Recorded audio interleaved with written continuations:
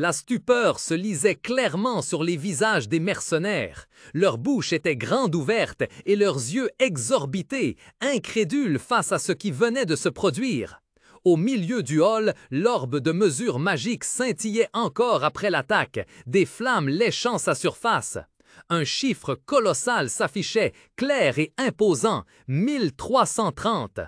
Sous le regard attentif de tous, Amy Carmis esquissa un sourire satisfait, ses yeux brillant d'une confiance orgueilleuse. Sa chevelure rousse flamboyante ressortait d'autant plus sous la lumière magique. Elle porta gracieusement un doigt à ses lèvres, comme savourant l'admiration de la foule. Dans l'esprit du groupe de mercenaires, absorbés par ce qu'ils observaient, les chuchotements allaient bon train. L'un d'eux murmura, la voix pleine d'admiration. « C'est bien la magicienne dont on parle, pas vrai? Elle est très connue dans notre milieu, une étoile montante. Et si on lui proposait de rejoindre notre groupe? » Dans le milieu des mercenaires, la mage en robe violette est connue pour être extrêmement pointilleuse. Elle refuse n'importe quelle équipe qui ne lui convient pas, même le moins du monde. En tant que mage professionnelle, expérimentée depuis son plus jeune âge, elle s'est toujours enorgueillie de ce que ses compétences et son expérience n'avaient rien à envier à celles des autres mages. Et pourtant, debout au milieu du grand hall désolé, au sol fissuré, elle fixait intensément la zone de test, son visage se tordant d'incrédulité et de panique absolue. La sueur froide coulait alors qu'elle balbutiait, sa voix brisée par l'incrédulité. « Attendez, c'est impossible, n'est-ce pas? C'est sûrement dû à un manque de concentration de la puissance de feu. Je peux facilement atteindre plus de 2000. » Au loin, les autres mercenaires observaient en silence, l'un d'eux lâchant nonchalamment « C'est fini ». Le résultat final s'affichait sur l'orbe magique, un chiffre pitoyable, 1330. Un autre murmura « Le score de la rousse est de 3270 ». La mage resta figée, le visage absent, incapable de prononcer un mot. L'écart était tout simplement trop important. Les murmures d'admiration des mercenaires retentirent. Le problème n'est plus une question de différence de compétences, mais d'ampleur de talent, marmonna l'un d'eux. Je suis sûr qu'elle est la plus talenteuse de toutes. Personne ici n'est plus fort qu'elle. Amy Carmis se tenait là, les bras croisés avec assurance, sifflant nonchalamment un air. Cependant, l'admiration céda rapidement la place au désespoir. Même une personne comme elle ne peut pas y arriver, nous n'avons plus d'espoir. Une atmosphère de découragement les enveloppa. Au milieu du silence pesant, le visage d'Amy devint soudainement sérieux. Elle se retourna, regardant Chiron. « Chiron, l'appela-t-elle doucement, je pense que nous allons bientôt y arriver. » Chiron leva les yeux, ses yeux bleus étrangement calmes. Il répondit d'une voix déterminée, « Ne te retiens pas. » Ce bref échange laissa les mercenaires stupéfaits. L'un d'eux s'écria paniqué. « Quoi? Allons-y! Pourquoi gaspiller de l'énergie dans une chose aussi insignifiante? » Un autre ne pouvait que regarder incrédule. « Quoi? Ils ont encore de l'énergie? » Ignorant les bavardages environnants, Chiron s'appuya sur Amy, luttant pour se relever. Il se rassembla avec ses camarades, les yeux brillants d'une détermination inébranlable. « Je ferai de mon mieux. » Le nom des mercenaires résonna dans l'espace, brisant l'atmosphère tendue. À quoi bon se donner à fond? On ne passera pas de toute façon. C'est fini, compris? Debout au milieu du groupe, Chiron fronça légèrement les sourcils en entendant ces paroles de résignation.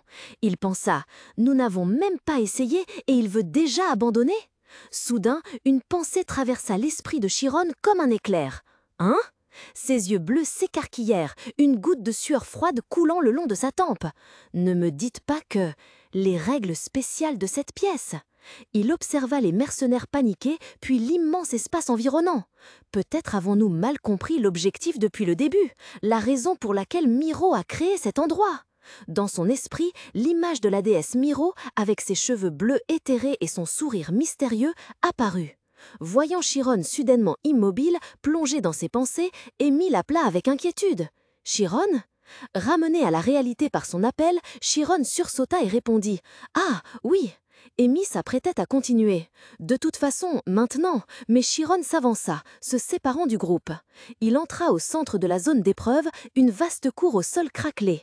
Au loin, une sphère noire mystérieuse flottait dans les airs, silencieuse et pleine de défis. Laissant le chaos derrière lui, Chiron concentra toute son attention sur l'objectif devant lui, son regard devenant plus déterminé que jamais. « Je vais me concentrer sur le test. » Chiron ouvrit lentement la paume de sa main. Une sphère de lumière éblouissante, scintillante de rayons d'énergie turquoise, jaillit soudain, flottant juste au-dessus de sa main dans le vaste espace du grand hall. Les mercenaires qui se tenaient à proximité affichaient un air sceptique. L'un d'eux s'exclama « Une émission de photons? Comment pourrait-il infliger des dégâts avec ça? » Mais alors, ils devinrent soudainement livides, la sueur coulant à flots lorsqu'ils réalisèrent l'anomalie. « Le photon est en train d'osciller, pensa-t-elle avec horreur. La sphère de lumière dans la main de Chiron n'était plus immobile, mais commençait à osciller violemment, émettant des flux d'énergie dorée et d'innombrables particules lumineuses scintillante tourbillonnant autour de lui.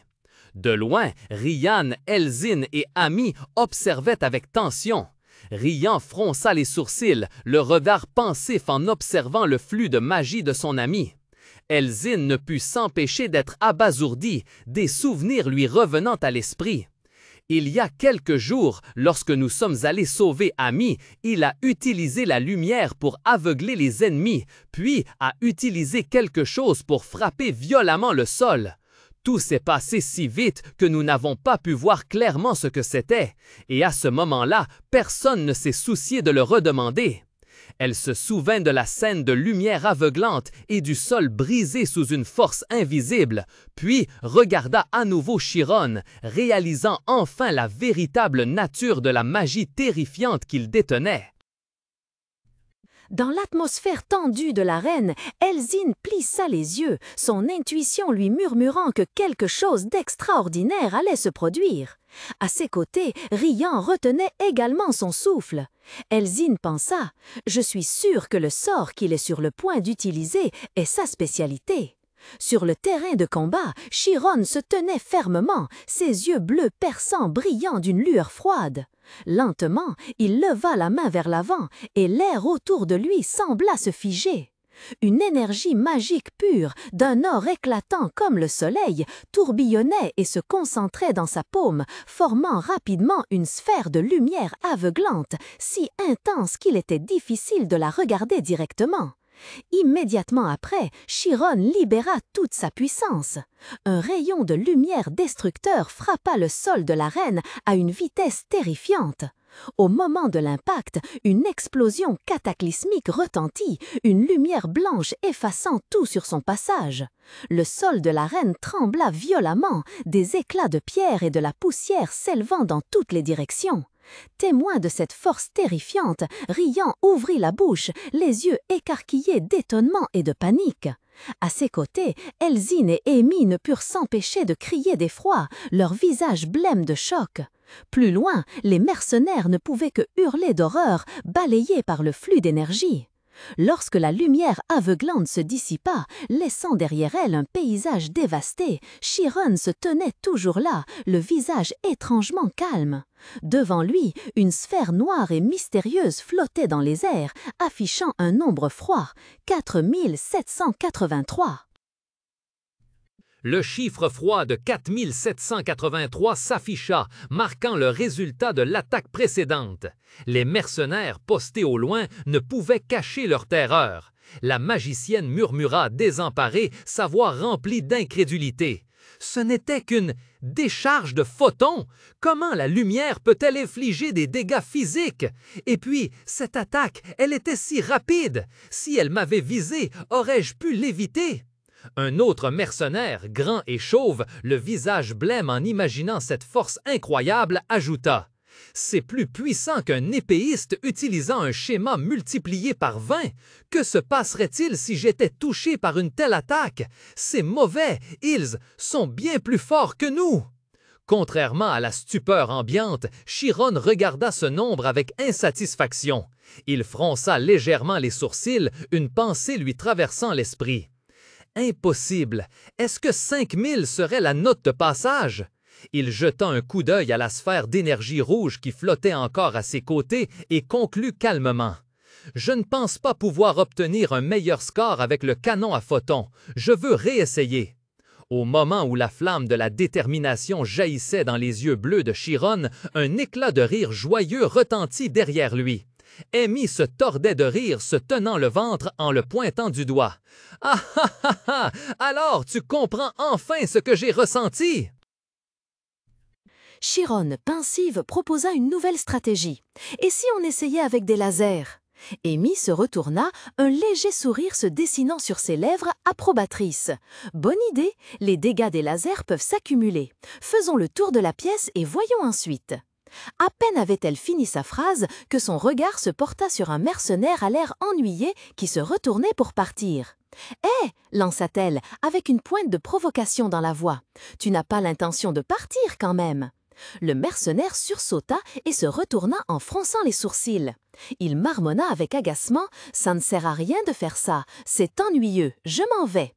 Il venait de faire demi-tour qu'un camarade accourut, l'air inquiet. « Chef !» dit-il, les yeux fixés sur un vieil homme se tenant silencieusement au loin. « Il a dit qu'on ne doit pas partir tant que tout le monde ici n'aura pas été examiné. » En entendant cela, le visage du chef s'assombrit. Une aura sombre, d'un violet profond, l'enveloppa. Ses yeux brillèrent d'une manière effrayante. Il serra les dents, des veines bleues saillirent sur ses tempes, sa colère se transformant en une fureur irrépressible. Son pied frappa violemment le sol pavé, le faisant craquer, créant un bruit sec qui résonna dans toute la salle. Avec un visage empreint de colère meurtrière, il sortit son épée de son fourreau, la lame brillante reflétant la faible lumière de la pièce, prêt pour une confrontation violente. Amy se pencha légèrement vers Chiron, une expression d'inquiétude traversant son visage délicat. Elle murmura assez bas pour qu'elle seule l'entende. « Chiron, attendons que les autres aient terminé et allons-nous-en. Je pense que tout le monde a compris le but de ces règles étranges dans cette pièce maintenant. C'est pour tester la confiance entre les coéquipiers. » Les regards autour d'elle se firent également tendus. Ils écoutaient et observaient en silence. « En y réfléchissant, c'est une méthode de test très particulière, » continua Amy, sa voix analysant la situation de manière égale. En bas, le chef se raidissait, les mains crispées sur le pommeau de son épée, les dents serrées comme s'il endurait une pression terrible. Amy observa la scène, son regard fixe. En termes de puissance de feu pur, le mage est clairement plus fort que l'épéiste. Mais dans l'ensemble, ce n'est pas nécessairement le cas, expliqua-t-elle, se souvenant des résultats précédents. Un score terne pour l'épéiste, contrastant fortement avec le chiffre flamboyant d'un mage. Les épéistes peuvent faire beaucoup de choses que les mages ne peuvent pas. Après tout, ils sont adaptés à des rôles différents. Même la manière dont ce test est mené est problématique. Dans l'arène, des nuages de poussière jaune dorée tourbillonnaient dans l'air chaud et sec. Au milieu du fracas résonnant des armes, le chef se précipita droit vers l'orbe d'obsidienne. Il semblait que plus personne ne s'intéressait à lui, pensa Amy. Si l'espace était plus vaste, son mode sniper aurait pu déployer une puissance encore plus grande. Elle continuait à ruminer, la voix intérieure pleine d'angoisse. Bien que ce soit très injuste, si l'on quantifie les dégâts infligés, cela crée une illusion d'équité. Puis, quand on reçoit moins de points que ses coéquipiers, on s'inquiète, puis on finit par mépriser ceux qui ont un score inférieur. Un souvenir antérieur la frappa, le mercenaire baraqué regardant Chiron avec colère, rugissant. « C'est absurde, impossible que j'ai seulement 7 points de plus que ce gamin !» La dure vérité apparut progressivement dans l'esprit d'Amy. Finalement, ce qui attendait à la fin de tout cela, c'était qu'avec le sacrifice d'une personne, toute l'équipe puisse s'en sortir. Au moment où cette pensée la traversa, une scène horrible se déroula. Les yeux des autres mercenaires brillaient d'une cruauté froide et impitoyable, fixés sur un coéquipier poignardé dans le dos par celui qui se tenait à ses côtés. Le visage de la victime se tordit d'horreur et d'incrédulité. Au même instant, le chef frappait l'orbe d'obsidienne, titubant de quelques pas en arrière. Il s'effondra, tombant lourdement sur le sol sablonné de l'arène, son visage se tournant involontairement vers les chiffres inscrits sur l'orbe. Son regard était rivé sur l'orbe rougeoyant flottant au-dessus du socle de pierre, le chiffre 32 brillant d'une manière moqueuse. Sa respiration était lourde, la sueur perlait sur son front, une expression amère et de défaite bien visible. Une atmosphère de découragement enveloppait le groupe de mercenaires. Ils baissaient la tête, leur fierté complètement anéantie. Le manieur d'épée de tout à l'heure ne put retenir son irritation et lança à ses camarades. « C'est fini ici, on ne peut rien faire de plus, dépêchons-nous de partir !» Posté dans un coin, Chiron observait silencieusement la situation avec un regard calme. Il se tourna vers Amy, sa voix gardant son ton habituel. « Ce groupe va se dissoudre dès qu'il quittera cet endroit. Je ne pense pas que nous puissions faire quoi que ce soit de plus avec un groupe sur le point de se séparer, alors nous devrions probablement partir aussi. » Cependant, juste avant de faire demi-tour, une dernière question surgit dans l'esprit de Chiron. Il s'approcha du mercenaire aux cheveux longs qui servait d'interprète pour le groupe. « Pourriez-vous me traduire encore une fois? » Le mercenaire leva la tête avec lassitude. « D'accord, qu'est-ce que vous voulez dire? » Chiron tourna son regard vers le vieux chef qui se tenait dignement, puis demanda clairement. « Quelqu'un a-t-il déjà réussi ce test? » Le silence se fit. Le vieux chef plissa légèrement les yeux. Après un moment de réflexion, il laissa échapper une voix grave et le mercenaire traduisit aussitôt. « Je ne suis pas sûr. Parfois ils viennent en groupe, parfois ils viennent seuls. Cependant, d'après ce que j'ai vu... » Le chef se tenait devant eux, sa voix calme brisant la tension ambiante. Un seul sur 10 réussira. Chiron et Amy restèrent figés, les yeux du garçon blond s'écarquillant de surprise. « Comment » balbutia-t-il, incrédule. Le chef poursuivit, sur le même ton. « Le taux de réussite sera plus élevé pour ceux qui voyagent seuls. » L'esprit de Chiron tourbillonnait. Il pensa « Je pensais que ce test n'était pas fait pour être réussi, mais certains y sont parvenus, et je ne m'attendais pas à un taux de réussite aussi élevé que 10%. » Une lueur de compréhension brilla dans ses yeux bleus. Il se tourna vers Amy et dit doucement « J'ai été piégé par le principal. » Amy Carmis le regarda, le visage confus. « Hein? Qu'est-ce que tu veux dire ?»